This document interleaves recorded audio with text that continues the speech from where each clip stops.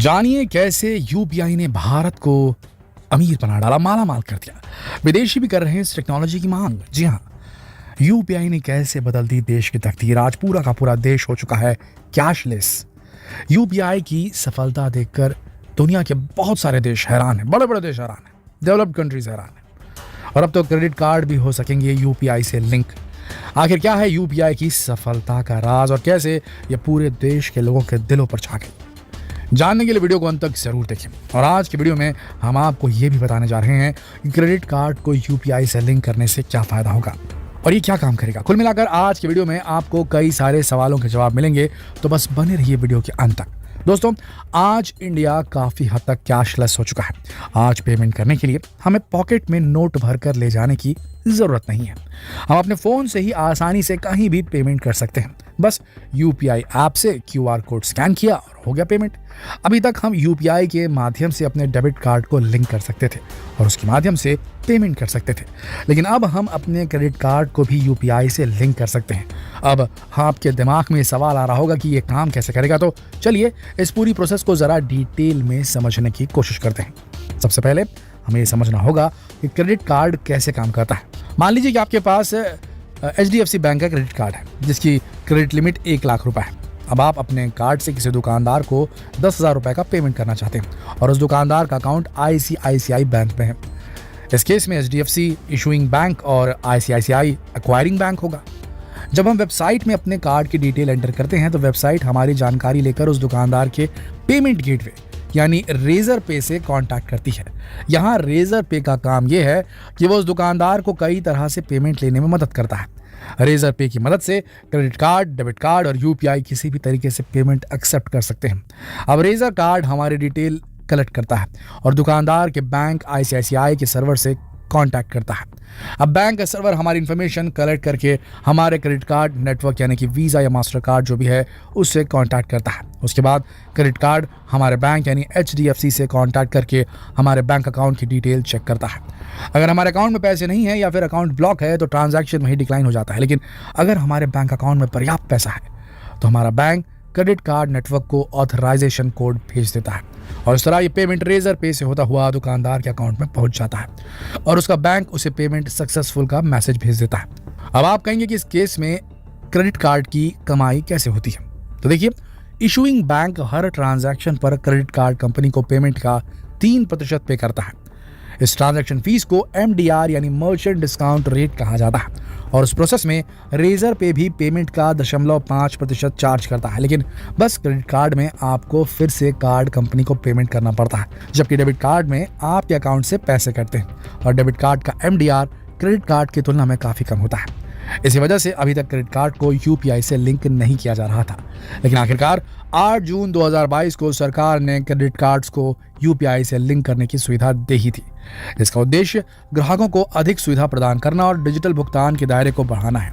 सबसे पहले केवल रुपे क्रेडिट कार्ड यूजर्स ही अपने कार्ड को यूपीआई प्लेटफॉर्म से लिंक कर पाएंगे। अन्य क्रेडिट कार्ड जैसे वीज़ा या मास्टर कार्ड वाले व्यक्तियों को इस नई सुविधा का उपयोग करने के लिए थोड़ा और इंतजार करना होगा। एक्सपर्ट्स का मानना है कि छोटे मर्चेंट्स के लिए भी यूपीआई और क्रेडिट कार्ड को लिंक करना बेहद फायदेमंद होगा। इससे छोटे व्यापारियों के साथ साथ सबसे बड़े यूपीआई प्लेटफॉर्म जैसे फोन पे, पेटीएम, भारत पे आदि को भी फायदा होगा। क्रेडिट कार्ड से अब हर जगह मौजूद क्यूआर कोड से पेमेंट करना आसान हो जाएगा और महंगी POS मशीनों की जरूरत नहीं होगी। इस तरह लोगों के लिए पेमेंट और भी आसान हो जाएगा। मतलब अब शॉपिंग आज करो और पेमेंट बाद में करो का सिस्टम आ जाएगा, क्योंकि क्रेडिट कार्ड से जब यूपीआई पेमेंट करेंगे तो महीने भर बाद या 50-55 दिन बाद ही उसका बिल आएगा। आप खरीदारी अभी करेंगे लेकिन बाद में क्रेडिट कार्ड का बिल चुकाएंगे। यूपीआई पेमेंट ऐप इस्तेमाल करने वालों के लिए इससे बड़ी खुशखबरी और क्या हो सकती है। दोस्तों, सरकार के इस कदम से यूपीआई की इंपॉर्टेंस और ज़्यादा बढ़ जाती है और अब उम्मीद है कि लोग ज़्यादा से ज़्यादा पेमेंट यूपीआई के माध्यम से करेंगे। इसका सीधा देश की इकोनॉमी पर फ़ायदा मिलेगा। देश की इकोनॉमी स्ट्रांग होगी। फिलहाल देश में यूपीआई के 26 करोड़ यूजर्स हैं। पिछले महीने यूपीआई के माध्यम से कुल 10.40 लाख करोड़ रुपए का लेन देन किया गया है, जो कि अपने आप में एक रिकॉर्ड है। यूपीआई ट्रांजैक्शंस ने दिसंबर 2018 में 1 लाख करोड़ रुपए के आंकड़ों को पार किया था। और जिस तरह से यूपीआई पेमेंट में दिन रात बढ़ोतरी हो रही है, उम्मीद है कि अगले 3 से 5 सालों में 100 करोड़ ट्रांजैक्शन प्रतिदिन तक पहुंच जाएगा। इसी तरह देसी कार्ड नेटवर्क रूपे, इसने भी पिछले कुछ सालों में तेजी से बढ़ोतरी दिखाई है। आरबीआई के आंकड़ों के अनुसार 2020 में ही भारतीय कार्ड बाजार में रुपए की हिस्सेदारी 60% से ज्यादा हो चुकी थी, जबकि 2017 में यह हिस्सेदारी महज 15% थी। वहीं कार्ड नेटवर्क में वीजा और मास्टर कार्ड की हिस्सेदारी 40% तक नीचे आ चुकी है। अगर बात पेमेंट और ट्रांजैक्शन के लिहाज से करें तो अभी भी वीजा और मास्टर कार्ड रुपए की तुलना में आगे है, लेकिन इसका एक बड़ा कारण है कि क्रेडिट कार्ड का उपयोग ज्यादातर बड़े व्यापारी और रईस लोग ही करते हैं और उनके पेमेंट भी ज्यादा होते हैं। लेकिन अब हो सकता है कि credit card middle class families का भी हिस्सा बन जाए, क्योंकि यूपीआई से लिंक होने की वजह से पेमेंट पहले से ज्यादा आसान हो जाएगी। क्रेडिट कार्ड के यूपीआई से लिंक होने के बाद उम्मीद है कि डिजिटल ट्रांजैक्शन में और तेजी से वृद्धि होगी। अच्छा, ये तो समझ आ गया कि यूपीआई से हमें कितने फायदे होंगे, लेकिन सरकार को इससे क्या फायदा है? तो सबसे बड़ा फायदा तो इसमें सरकार का ही है। वो हमारी हर हरकत पर नजर रख सकती है। हम कब क्या खरीदते हैं, कितने पैसे अपने अकाउंट में रखते हैं, सारी जानकारी सरकार के पास होती है, जबकि कैश पेमेंट के बारे में सरकार को कोई जानकारी नहीं हो सकती थी। इसीलिए डिजिटल पेमेंट का हमसे ज़्यादा फायदा सरकार को होता है, ताकि इनकम टैक्स को सही से लागू किया जा सके और सारे लोग इनकम टैक्स पे करें। भारत में सिस्टम की अपार सफलता को देखकर कई दूसरे देश भी यूपीआई को अपनाने के बारे में सोच रहे हैं। इसमें सबसे पहला नाम है नेपाल का। पड़ोसी मुल्क नेपाल ने भी अपने देश में डिजिटल ट्रांजैक्शन के लिए यूपीआई को अपना लिया है। भारत के बाहर नेपाल पहला देश है जिसने यूपीआई प्लेटफॉर्म को पेमेंट गेटवे के रूप में स्वीकार किया है।